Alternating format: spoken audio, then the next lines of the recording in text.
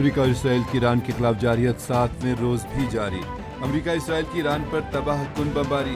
عرب media کے مطابق امریکہ کا بیلسٹک میزائل کے ذخیرے 30 سے زائد بحری جہاز تباہ کرنے کا دعویٰ۔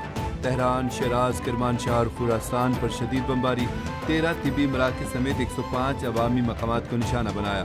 مزید 17 ایرانی شہید ہو گئے۔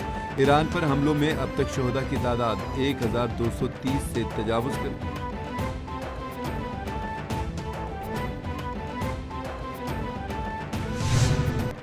ایران کی اسرائیل پر حملوں کی 20ویں لہر نے تباہی مچا دی۔ ایرانی پاسداران انقلاب نے کلسٹر بموں سے لیس خیبر شکن میزائلوں سے تل ابیب پر حملہ کر دیا۔ آئرن ڈوم ناکام۔ اسرائیل میں آگ بھڑک اٹھی۔ حملوں میں 11 اسرائیلی ہلاک ہو گئے۔ ایران کے جوابی حملوں میں مارے گئے امریکی فوجیوں کی تعداد 6 ہو گئی۔ امریکہ اعلان کے کویت کے السلیم ایئر بیس منامہ پر ڈرون سے حملے۔ سعودی عرب کا بھی 3 بیلسٹک میزائل تباہ کرنے کا دعویٰ۔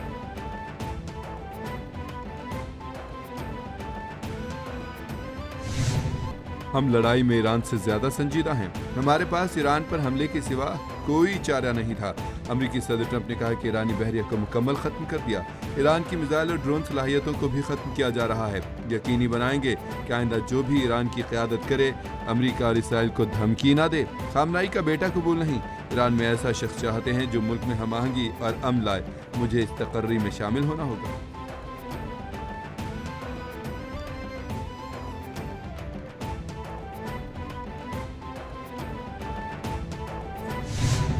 علاقائی کشیدگی سے پیدا بحران سے نمٹنے کا مشن۔ ایندھن، توانائی اور زر مبادلہ بچانے کے لیے ہنگامی پلان تیار۔ ذرائع کے مطابق قومی ایکشن پلان آج وزیر اعظم کے سامنے منظوری کے لیے پیش کیا جائے گا۔ وزیر اعظم محمد شہباز شریف کی منظوری کے بعد معاملہ ECC میں پیش ہوگا۔ کورونا دور کے بچت اور کفایتی اقدامات دوبارہ نافذ کرنے کی تجویز۔ 8 مارچ سے پیٹرولیم قیمتوں کا ہفتہ وار تعین متوقع۔ حکومت کی ایندھن بچانے کے لیے ورک فرام ہوم کی تجویز پر بھی غور۔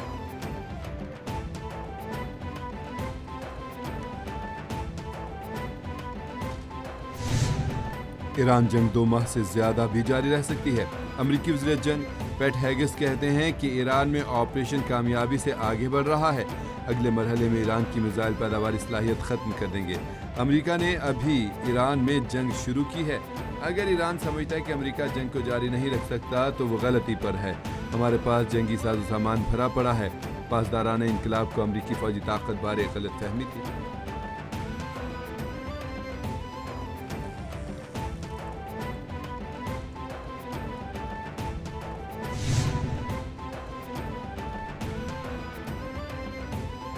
ایران طویل جنگ کے لیے تیار، دشمن کو دردناک ضربیں لگیں گی۔ ایران کسی بھی طویل جنگ کے لیے مکمل طور پر تیار ہے۔ ایرانی پاسداران انقلاب کا آپریشن وعدہ صادق 4 کا 20واں مرحلہ شروع کرنے کا اعلان۔ ترجمان ایرانی پاسداران انقلاب نے کہا کہ اسرائیل اور امریکہ کے اہداف پر بھرپور حملے جاری ہیں۔ حملوں کی شدت اور دائرہ کار آنے والے دنوں میں مزید بڑھے گی۔ میزائل اور ڈرون خطے میں امریکی اور اسرائیلی اڈوں کو نشانہ بنا رہے ہیں۔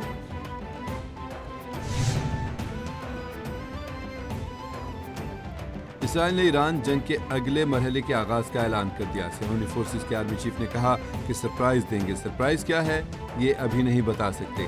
اگلے مرحلے میں بقیہ ایرانی قیادت اور فوجی صلاحیتوں کو ختم کیا جائے گا۔ اصفہان کے فضائی دفاعی نظام کو تباہ کر دیا ہے۔ قم میں بیلسٹک میزائل لانچر بھی نشانہ بنایا گیا ہے۔ ایران پر امریکی اور اسرائیلی حملوں میں جاں بحق ہونے والے افراد کی تعداد 1230 ہو گئی۔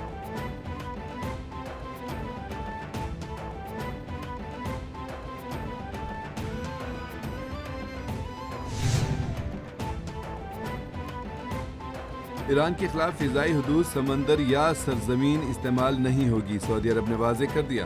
ایران نے اپنے خلاف ہونے حملوں میں اپنی سرزمین استعمال نہ کرنے کے اعلان پر سعودی عرب کا شکریہ ادا کیا۔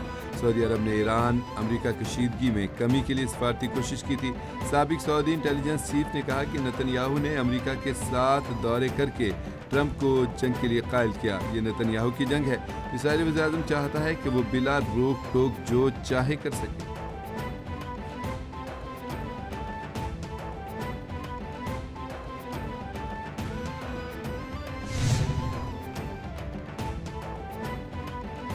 وزیر اعظم محمد شہباز شریف کی ترکیہ اور آذربائیجان پر حملوں کی شدید الفاظ میں مذمت۔ کہا ترکیہ کو نشانہ بنانے والے حالیہ حملے پر اپنی گہری تشویش کا اظہار کرتا ہوں. مشکل وقت میں اپنے بہادر ترک بھائیوں اور بہنوں کے ساتھ کھڑے ہیں. ان اقدامات سے مزید کشیدگی اور علاقائی امن و استحکام کو نقصان پہنچنے کا خطرہ ہے. خطے میں امن و استحکام کو برقرار رکھنے کے لیے بات چیت پر زور دیتے ہیں.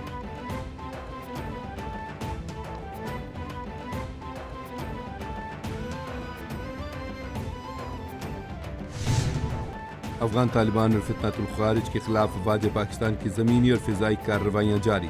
سیکیورٹی ذرائع کے مطابق پاک افغان بارڈر پر کرم سیکٹر میں پاک فوج کی افغان طالبان کے خلاف کامیاب کارروائی متعدد پوسٹیں تباہ کر دی. پاک فوج نے بھاری آرٹلری فائر سے افغان طالبان اور فتنۃ الخوارج کی پوسٹوں کو نشانہ بنایا.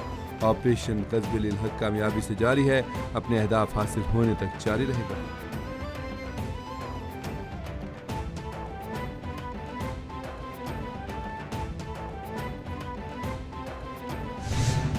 پاکستان کے ہاتھوں بدترین ہزیمت. افغان طالبان رجیم کی میڈیا پر سچ کو چھپانے کی کوشش. افغان طالبان رجیم نے آپریشن غزب للحق میں پاکستان کے ہاتھوں رسوائی چھپانے کے لیے میڈیا پر دباؤ اور پابندیاں بڑھا دی. طالبان نے مقامی میڈیا پر دباؤ اور سینسرشپ مزید بڑھا دی. افغان میڈیا کے مطابق افغان طالبان نے میڈیا کو پاکستان کی فضائی کارروائیوں کے مقامات یا تعداد سے متعلق رپورٹنگ سے روک دیا.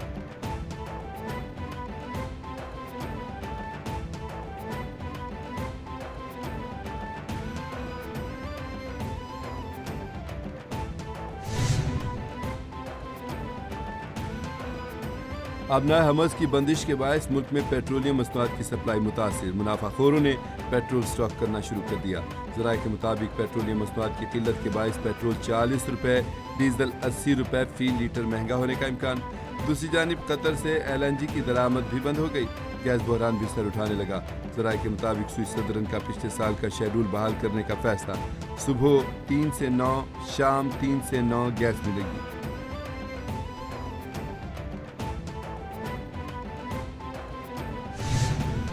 مشرق وسطی کی جنگ کے اثرات. توانائی بحران اور ترسیلات زر میں کمی سے بھارتی معیشت کو بڑا دھچکا. مشرق وسطی میں جاری جنگی کشیدگی کے اثرات بھارتی معیشت کے لیے کڑا امتحان بننے لگے. CNBC کے مطابق تیل مہنگا اور ایئر لائنز کے اخراجات میں اضافے بھارتی درآمدات کے لیے خطرے کی گھنٹی ہے. مشرق وسطی اور خلیج میں موجود لاکھوں بھارتی تارکین وطن جنگ سے شدید متاثر ہو سکتے ہیں.